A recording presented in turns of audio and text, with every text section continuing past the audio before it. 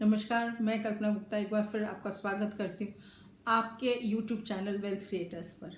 जी हाँ, नाम बदल गया। बहुत लोग ने सजेशंस देते कि मैडम नाम थोड़ा लंबा है, तो आपके सजेशंस के हिसाब से अब wealth creation with small savings का नाम हो गया वेल्थ क्रिएटर्स। और मैं भगवान से प्रार्थना करती हूँ कि जितने लोग भी इस चैनल को वॉच कर रहे हैं या सब्सक्राइब करें, उन सब की वेल्थ में बहुत ग्रोथ हो और वो लोग एक बहुत खुशहाल ज़िंदगी व्यतीत करें। तो आज जो हम बातचीत करेंगे वो हम फाइनेंशियल प्लानिंग एपिसोड 4 पर बातचीत करेंगे, जिसमें हम जो एज ग्रुप लेंगे वो है 50 to 60 ईयर्स। हमने जो फर्स्ट एपिसोड लिया था फाइनेंशियल प्लानिंग का, उसमें हमने बातचीत की थी जो एज ग्रुप टारगेट किया था वो 25 to 30 ईयर्स टारगेट किया था, और उसमें हमने बहुत डिटेल में बात की थी कि short term goals, medium term goals और लॉन्ग टर्म गोल्स क्या होते हैं, और हर गोल के तहत आपको किन किन प्रोडक्ट्स में इन्वेस्टमेंट करना है और जो टोटल सैलरी है उसका कैसे आपको डिविजन करना है, और एक साथ आप कैसे तीनों गोल्स के लिए निवेश कर सकते हैं। तो जिन लोग ने वो फाइनेंशियल प्लानिंग एपिसोड 1 नहीं देखा है उसको प्लीज़ देखिएगा, और उससे आपके basic concepts of financial planning बिल्कुल क्लियर हो जाएंगे। फाइनेंशियल प्लानिंग 2 में हमने टारगेट किया था 30 to 40 ईयर्स ग्रुप को, और उसमें हमने बातचीत की थी, एक तो हमने टैक्स प्लानिंग की बात की थी और फिर हमने पैसिव इनकम की बात की थी। पैसिव इनकम की क्यों बात की थी? जिससे कि आप एक और स्ट्रीम या स्रोत जो है वो एक और आय का स्रोत बना सकें, और कैसे उसको बनाएंगे, उसमें क्या क्या कर सकते हैं, एक डिफरेंट सोर्स ऑफ इनकम कैसे क्रिएट कर सकते हैं, उसके बारे में हमने बात की थी। फिर फाइनेंशियल प्लानिंग एपिसोड 3 में हमने टारगेट किया था, तीसरे एपिसोड में जो एज ग्रुप था वो 40 से 50 साल का था, और उसमें हमने बात की थी कि कैसे आप अपने एक्सपेंडिचर की प्लानिंग करें, उसकी बजटिंग करें, और कैसे प्रलोभन देख के भी आप अपने खर्चे को सीमित रख सकते हैं। और उसमें भी हमने बात इन्वेस्टमेंट के डिफरेंट मोड्स पर भी बात की थी। आज जो हम बातचीत करेंगे वो हमने जैसे कहा कि एज ग्रुप जो है 50 to 60 ईयर्स का है, तो जब हर व्यक्ति इस उम्र के इस पड़ाव पर आता है तो उसके जीवन में 3 मेजर इवेंट्स होते हैं। वो मेजर इवेंट्स क्या होने वाले होते हैं? एक तो ये कि बच्चे जो हैं वो उस दहलीज या उस स्टेप पर होते हैं जब उनको अपने प्रोफेशनल करियर की तरफ पैर रखना पड़ता है, प्रोफेशनल एजुकेशन करनी होती है, और फिर उसके बाद उनका सेटलमेंट और नौकरी लगने की, और फिर उनका मैरिज, और फिर आपको अपनी रिटायरमेंट की प्लानिंग भी करनी होती है। तो चलिए इन एस्पेक्ट्स पर बात करेंगे। तो जब हम बच्चों की पढ़ाई के बारे में बात करते हैं तो भारत एक ऐसी जगह है जहाँ पर हर किसी के जब बच्चे हो जाते हैं पेरेंट्स के ना, तो उनकी ज़िंदगी उन्हीं बच्चों के इर्द गिर्द घूमती रहती है, सब चीज़ बच्चों के लिए हो जाती है। तो हर पेरेंट ने अपनी हैसियत के हिसाब से अपने बच्चे के भविष्य के लिए, उसकी आगे की पढ़ाई के लिए कुछ ना कुछ प्लान किया होगा और कुछ ना कुछ बचत ज़रूर किया होगा। तो अब आपके बच्चों को प्रोफेशनल कॉलेज में एडमिशन मिल गया, जो भी वो करना चाहता है, आईआईटी और एमबीबीएस तो पुराने कोर्सेज हो गए, लेकिन आजकल तो बहुत अपॉर्चुनिटीज़ हैं। इवेंट मैनेजमेंट है, फैशन डिज़ाइनिंग है, आर्किटेक्चर है, आर्टिफिशियल इंटेलिजेंस है, अब name it and it is there. तो जिसमें भी उसको एडमिशन मिला है उसके लिए आप उसकी आगे की पढ़ाई के लिए, प्रोफेशनल पढ़ाई के लिए एक एजुकेशन लोन लें। जी मैं कह रही हूँ, भले ही आपके पास पैसे हों उसकी पढ़ाई के लिए, लेकिन क्योंकि हायर एजुकेशन थोड़ी एक्सपेंसिव भी होती है, तो आप वो पैसे बचा के रखें और एक एजुकेशन लोन लें। क्यों एजुकेशन लोन लें? क्योंकि एजुकेशन लोन अच्छा लोन होता है। अब चलिए बात करते हैं कि अच्छे लोन कौन से हैं और ख़राब लोन कौन से हैं। तो अच्छे लोन हैं, एक तो हाउसिंग लोन हमने बातचीत की थी सेकेंड एपिसोड में कि आप इन्वेस्टमेंट करें और हाउसिंग लोन लें। तो हाउसिंग लोन अच्छा है क्योंकि इंटरेस्ट रेट भी कम है, उसमें लंबा पीरियड है रीपेमेंट का, और तो सबसे बड़ी बात, 2 बात बड़ी हैं कि एक तो आप एसेट क्रिएट कर रहे हैं और दूसरा आपको इनकम टैक्स के बहुत बेनिफिट्स हैं। ऐसे ही एजुकेशन लोन में अवधि लोन की बड़ी है, इंटरेस्ट रेट ठीक है, और आपको इसमें भी इनकम टैक्स रिबेट है। और ख़राब लोन कौन से हैं? तो ख़राब लोन, एक तो क्रेडिट कार्ड का लोन, अगर जो आपने क्रेडिट कार्ड प्रोडक्ट अच्छा है, आप ज़रूर इस्तेमाल करें क्रेडिट कार्ड, लेकिन उसमें EMIs नहीं करें, क्योंकि उसमें ब्याज का दर बहुत ज़्यादा है और कंपाउंडिंग होती है, तो फिर एक बार आप उस चक्कर में पड़ गए तो फिर निकलना मुश्किल हो जाता है। दूसरा, पर्सनल लोन्स नहीं लेने चाहिए, उसमें भी ब्याज का दर बहुत ज़्यादा है। तो इन दोनों को छोड़ के अगर जो आप हाउसिंग लोन और एजुकेशन लोन लेते हैं तो दोनों इन्वेस्टमेंट है, एक में आपने घर में इन्वेस्ट किया, दूसरे में अपने बच्चे में इन्वेस्ट किया।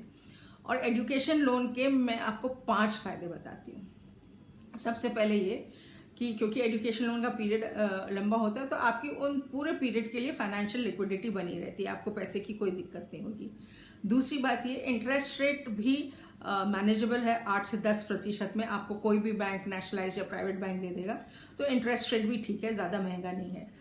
तीसरी बात कि आप अगर जो भी पीरियड है उसके पढ़ाई का, चाहे वो 2 साल की पढ़ाई हो या 4 साल 5 साल की पढ़ाई हो, पूरी पढ़ाई के दौरान उस एजुकेशन लोन पर सिंपल इंटरेस्ट लगेगा, चक्रवर्ती ब्याज नहीं लगेगा, खाली सिंपल इंटरेस्ट लगेगा। और इसी वजह से ये लोन जो है बहुत सस्ता और बहुत अच्छा हो जाता है। चौथी बात कि अगर जो इस पढ़ाई के दौरान आप उस ब्याज, जो उस लोन पर ब्याज लग रहा है, सिंपल रेट ऑफ इंटरेस्ट लग रहा है, और जो आप उसका अदायगी करते रहें, उसका भुगतान करते रहें, तो जितना भी आप भुगतान करते हैं उस पर आपको इनकम टैक्स की छूट मिलती है अंडर सेक्शन 18E। जी, आप, और इसमें कोई अपर लिमिट नहीं है, तो अगर जो आपने 1 लाख ब्याज का भुगतान किया तो 1 लाख की छूट ले सकते हैं, और 5 लाख ब्याज का भुगतान किया तो 5 लाख की छूट ले सकते हैं। तो ये एक बहुत बड़ा फायदा है और आपको ये फिर और सस्ता पड़ जाता है। और 5वीं बात इसमें यह है कि जब आप लोन लेते हैं तो आपके बच्चे के ऊपर भी थोड़ी जिम्मेवारी पड़ती है, रिस्पॉन्सिबिलिटी होती है, तो वो बहुत सोच समझ के एहतियात से खर्चा करता है, फालतू खर्चा नहीं करेगा। और उसकी पढ़ाई ख़त्म होने के बाद, क्योंकि आपने ब्याज तो दे ही रखा है, पढ़ाई ख़त्म होने के बाद तब आप डिसाइड कर सकते हैं कि वो पैसा देगा कि आप पैसा देंगे। उस वक्त जैसी स्थिति हो आप डिसाइड करके आप पेमेंट कर सकते हैं। और जो अभी आपने उसके लिए पूंजी इकट्ठी की है उसको निवेश करिए, और निवेश करने के बाद जो उसमें से ब्याज आपकी आमदनी होती है उससे आप एजुकेशन लोन का ब्याज हर महीने आप पेमेंट करते रहें। तो ये तो हमने बात कर ली बच्चे की पढ़ाई की और उसकी प्रोफेशनल एजुकेशन की। अब उसकी एजुकेशन कंप्लीट हो गई, उसकी नौकरी लग गई, उसके बाद आपको उसकी शादी करनी है, क्योंकि हम लोग तो बिना शादी के, ये होता है बच्चा सेटल ही नहीं हुआ है, तो आप शादी में, कोविड के दौरान इस माहौल में हम सब लोगों को मालूम है कि खर्चे जो हैं वो ज़रूरी खर्चे करने चाहिए, वेस्टफुल एक्सपेंडिचर नहीं करना चाहिए। तो शादी के बारे में मैं ज़्यादा बात नहीं करूँगी, जैसी आपकी हैसियत है और जैसी आपकी ख्वाहिशें हैं उसके हिसाब से आप शादी करें, खाली वेस्टफुल एक्सपेंडिचर नहीं करें, क्योंकि हम सब लोग को मालूम है कि आज की डेट में अपने पास में कैश रहना बहुत ज़रूरी है। अब अगर जो हम आते हैं रिटायरमेंट प्लानिंग पर, तो रिटायरमेंट प्लानिंग एक बहुत बड़ा टॉपिक है और बहुत अहम टॉपिक है। तो इसमें आज जो हम बात करेंगे उसकी आधी बात करेंगे, और फ्यूचर वैल्यू क्या है और कैसे आपका कितना कॉर्पस होना चाहिए एक्चुअली डिटेल में, वो हम दूसरे एपिसोड रिटायरमेंट प्लानिंग के एपिसोड पर बात करेंगे। लेकिन अभी मैं ये बात करूँगी कि अगर जो आपकी उम्र 50 ईयर्स की है, देखिए रिटायरमेंट के बाद आपके 2 मेन खर्चे होते हैं। और जो आपके पास मकान नहीं है तो एक तो आपका किराए का खर्चा बहुत ज़्यादा आएगा, क्योंकि हर 11 महीने बाद आपको मकान मालिक जो है किराया बढ़ा देगा, तो हर साल आपका किराया जो है बढ़ता रहेगा। और दूसरा, अगर जो आपकी संस्था, आप सरकारी नौकरी से रिटायर हुए और आपकी संस्था आपका हॉस्पिटलाइजेशन या दवाइयों का खर्चा उठाती है तो बहुत अच्छी बात है। नहीं तो अगर जो आप प्राइवेट या पब्लिक सेक्टर से रिटायर हुए तो आपको हॉस्पिटलाइजेशन, दवाइयों का खर्चा बहुत बढ़ जाता है।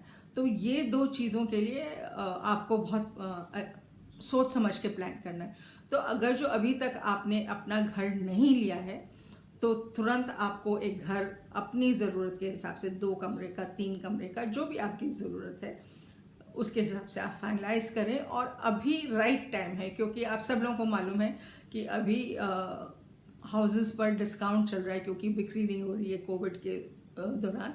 तो बहुत सारे 15%, 20% रिबेट मिल रहा है हाउसेस पर। तो अभी आप फाइनलाइज करें, एक लोन लें हाउसिंग लोन का और मकान खरीदें। मैं फिर रिकमेंड करूंगी कि आप कंस्ट्रक्शन लिंक्ड हाउस नहीं लें, आप बना बनाया घर लें, रजिस्ट्री कराएं, क्योंकि उसके दो फायदे होंगे। एक तो ये कि आप तुरंत उसको किराए पर चढ़ा सकते हैं, क्योंकि अभी आपके रिटायरमेंट के लिए 10 साल बचे हैं, तो आपको पोस्ट रिटायरमेंट जहाँ भी सेटल होना है वहाँ पर आप मकान ले लें, उसको किराए पर चढ़ा दें, और वो जो किराया आएगा वो आपको हेल्प करेगा आपके EMI पेमेंट के लिए भी। दूसरा, अगर जो आपके पास मकान है ऑलरेडी और आप फाइनेंशियली भी ठीक ठाक सिक्योर हैं, तब भी आप एक दूसरा मकान ले सकते हैं किराए के पर्पसेस के लिए, क्योंकि आपकी फिर एक सेकेंड इनकम जनरेट होने लगेगी। तो ये आप करें, छोटा मकान लें, 2 कमरे 3 कमरे का अगेन, और बिल्ट हाउस लें और उसको किराए पर उठा दें। आपको ये जानना भी ज़रूरी है कि सेकेंड हाउसिंग लोन पर भी आपको इनकम टैक्स की रिबेट मिलती है, तो इसलिए ये लोन वैसे भी सस्ता हो जाता है, आपको टैक्स रिबेट भी मिलेगी और आपके पास एक एडिशनल इनकम का सोर्स हो जाएगा। तो अब चलिए रिटायरमेंट प्लानिंग की बात करते हैं। तो अगर जो मान लीजिए आज आपकी जो मंथली एक्सपेंसेस हैं वो 50,000 पर मंथ है, तो 10 साल बाद जब आप रिटायर होंगे आपको कितना कॉर्पस चाहिए जिससे कि आपको 50,000 रुपये महीने की आमदनी हो पाए। तो एक फ्यूचर वैल्यू का बहुत सिंपल सा फॉर्मूला है जो मैंने ऊपर दिया है, that is future value is equal to जो आपके मंथली एक्सपेंसेस हैं और 1 प्लस इन्फ्लेशन रेट। अगर जो हमने 6% हमने इन्फ्लेशन लिया है to the power n is number of years, तो जैसे 10 साल बाद आपका रिटायरमेंट हो रहा है तो 50,000 इंटू ब्रैकेट्स 1 प्लस 6% जो आपका इन्फ्लेशन है टू द पावर 10 ईयर्स। तो अगर जो हम ये फॉर्मूला लगाते हैं तो 10 साल बाद आपका कॉर्पस होना चाहिए 85,41,000 सम 500 रुपीज़ एंड ऑल, जिससे कि आपको 50,000 रुपये महीना आपको इंटरेस्ट की इनकम होती रहे और आप उसी लाइफस्टाइल से जीते रहें। लेकिन 10 साल बाद ये जो 50,000 आप आज खर्च कर रहे हैं उसकी वैल्यू क्या होगी। तो जैसे आप साल में 6 लाख आप खर्च कर रहे हैं, लेकिन आफ्टर 10 ईयर्स यही लाइफस्टाइल जीने के लिए ये 6 लाख की जगह आपको कितने पैसे चाहिए होंगे? आपको पैसे चाहिए होंगे 8,95,424, और यही 8,95,424 15 ईयर्स बाद हो जाएंगे 11,98,275 and after 20 years they will become 16 lakh sum.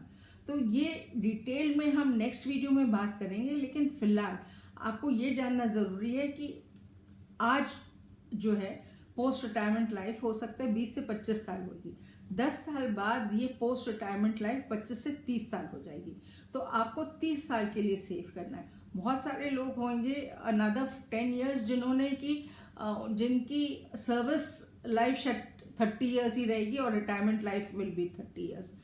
तो इसलिए ज़रूरी है कि अभी आप जितना बचत कर पाए उतना करें। अगर जो आपकी पेंशनेबल नौकरी है तो बहुत अच्छा है, अगर जो पेंशनेबल नहीं है तो MPS में ज़्यादा से ज़्यादा निवेश करें, जिससे आपको एक अच्छी एन्युटी प्लान के तहत एक अच्छी पेंशन मिल पाए।